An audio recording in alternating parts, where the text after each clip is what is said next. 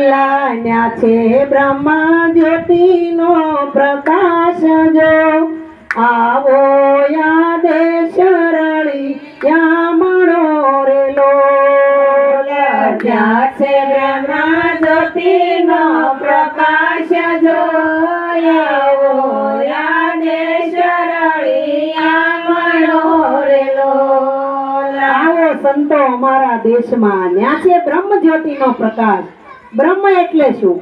સદગુરુ મહારાજે કીધું કે આ 5 હથિયાર, 5 અવગુણ ને 6 હથિયાર, આ 11 વસ્તુમાં જો ભૂલ કર તો બ્રહ્મ હત્યાનું પાપ। પણ આપણને ખરા અર્થમાં બ્રહ્મ કોને કહેવાય એ ખબર છે?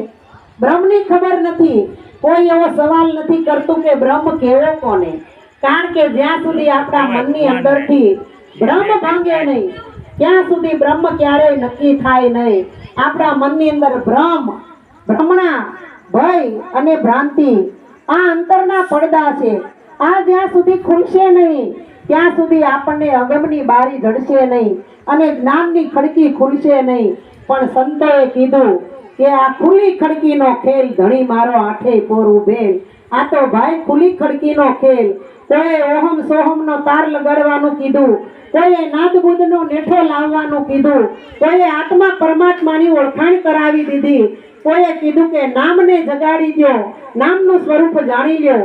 પણ બધાયનું રૂપ હોય, સ્વરૂપ હોય, પણ નામનું સ્વરૂપ શું? નામનું સ્વરૂપે હોય ને તો એ નામનું સ્વરૂપ ક્યારે મળે?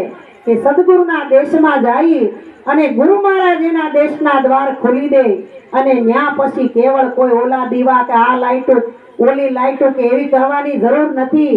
ન્યા તો બ્રહ્મ જ્યોતિનો પ્રકાશ છે અને ઈ જ્યોતિ કાયમ જલે છે। એને કોઈ દી બાકસ લઈને કે દીવો લઈને કરવી ન પડે, ઈ તો સતત છે। પણ સદગુરુ મહારાજ જ્યારે દિલ ભીતરની અંદર અજ્ઞાન રૂપી અંધારું કાઢી નાખે અને દિલ દરિયાની અંદર જ્યારે જ્ઞાન રૂપી દીવો કરી દે અને ઈ દીવો પ્રગટી જાય પછી એને આ દીવાની કોઈ જરૂર રહેતી નથી। પણ જે આપણું શરીર છે એટલે શરીરને ઠંડીથી બચાવવા માટે ગરમ કપડાં જોઈએ, તડકાથી ને ગરમીથી બચાવવા માટે આ બધી સુખ સુવિધા છે એની જરૂર પડે, વરસાદથી બચવા માટે આ ઘર જોઈ। પણ સદગુરુએ કીધું તમારા સ્વરૂપની અંદર જે તત્વ બતાવ્યું એને ગરમી નથી લાગતી, ઠંડી નથી લાગતી, એને વરસાદ પણ અડતો નથી। ઈ તત્વની સદગુરુ મહારાજે ઓળખાવી છે અને ઈ તત્વ આપણા ગુરુ મહારાજનું ઘર છે। અને આ દેશમાં જવા માટે કોઈ આંખોની કે હાથની કે પગની કે શરીરની એ કોઈ સાધનની જરૂર નથી।